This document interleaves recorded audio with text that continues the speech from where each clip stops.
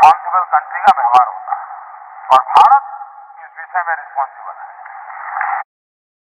और भारत उसमें तस्य मत नहीं है। कोई भी सरकार आए तो मैंने एक दिन अभी कह दिया है कि भैया बहुत हो गया, ये खिलौना नहीं है, ये के दबाव में नहीं किया है। ये अटल बिहारी वाजपेयी जी ने डॉक्ट्रिन में भारत की हिम्मत की बात है कि कहा, जिन्होंने न्यूक्लियर की हमारी डॉक्ट्रिन में नो फर्स्ट यूज ये डिक्लेयर किया हुआ है। दुनिया हम एक रिस्पॉन्सिबल कंट्री के रूप में हम जाने जाते हैं और हमारा आचरण से जाने जाते, शब्दों से नहीं। हम ही हैं, आज तक न्यूक्लियर का सवाल है, भारत एक बहुत ही जिम्मेवार देश है और पूरी दुनिया में हमारे इरादे नेक है। हम देश, हमारे लिए देश सुप्रीम है। अब भारत में कुछ भी करो जी, कुछ भी करो, किसी न किसी कोण में चुनाव होता ही होता है। अब मुझे बताइए क्यों किया? अब क्या इलेक्शन कमीशन नोटिस भेजेगा क्या?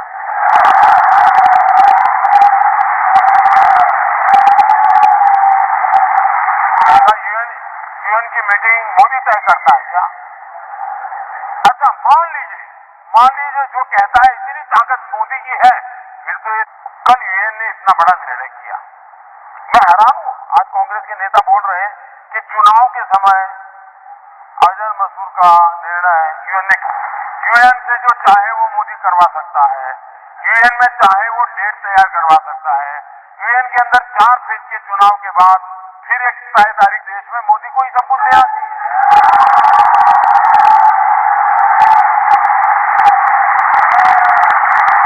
अगर यूएन को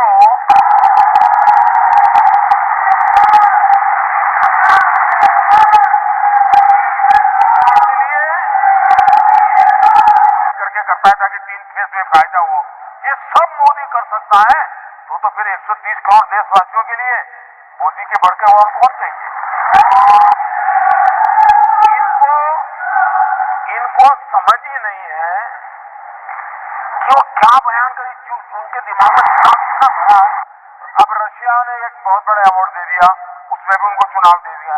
अब दुनिया के देश के लोग, ये कोई हमारा चुनाव का टाइम टेबल या कोड ऑफ कंडक्ट पर यूएन निर्णय करे चुनाव। अभी यूएई ने उसके देश का एक सबसे बड़ा सम्मान मुझे दिया, उसमें भी उनको चुनाव दे दिया। कुछ न कुछ तो करने वाले, मोदी खाली तो बैठेगा नहीं। और पाकिस्तान ने पूरी तैयारी की थी उसको रोकने की, तो भी गए और बिना खरोच हुए वापस आ गए। वो करके थोड़ा देश चलाते हैं जी, वो तो अपने हिसाब से देश चलाते हैं। लेकिन आप भी तो ऐसे काम करते हैं ना। आप पुलवामा हुआ, पाकिस्तान को पता था कि आप 47 के पहले उनकी आदत भी तो वही है जो हमारी है, और इसलिए वो भी मेरे समझ में यहाँ के लोग जो गलती हमारे देश में मेरे लिए लोग करते हैं ना, तो वो भी तो पुराने हमारे देश वाले ही हैं। बलूचिस्तान में जो है उनको भी ला करके यहाँ रख दिया, सारे टैंक लगा दिए, राडार लगा दिए, सब लगा दिए। अब हम बजरंगबली की जय कर करके ऊपर से लोग जो टीवी पे वगैरह दिखाते हैं उसके आधार पर सोचते हैं, इसलिए गलती हो जाती है। उनको लगा था कि मोदी ने सर्जिकल स्ट्राइक किया था, तो इस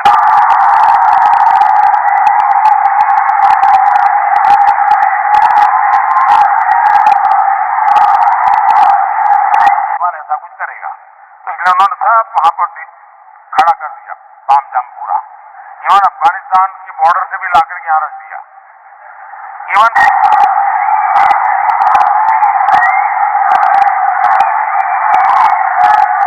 आज मैंने हमारे पूर्व प्रधानमंत्री डॉक्टर, वो एक ऐसा उनका कांग्रेस के पास अभी एक ही पूर्व प्रधानमंत्री है, मनमोहन सिंह का एक इंटरव्यू पढ़ा है। उन्होंने कहा कि हमने भी बहुत सारी सर्जिकल स्ट्राइक की थी, लेकिन उसका फायदा नहीं उठा सके। पहले रिमोट से सरकार चलवाई जाती थी एक परिवार के द्वारा, और रिमोट से कुछ बुलवाया जाता है। पावर है, कुछ करना नहीं चाहिए, कुछ भी हो सकता है। मैं हैरान हो जाता हूं कि जो लोग,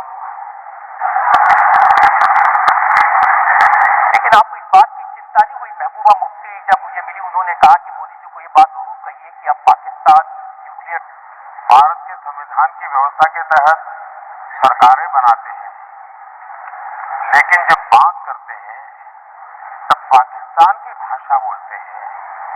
इससे बड़ा इस देश का कोई दुर्भाग्य नहीं हो सकता।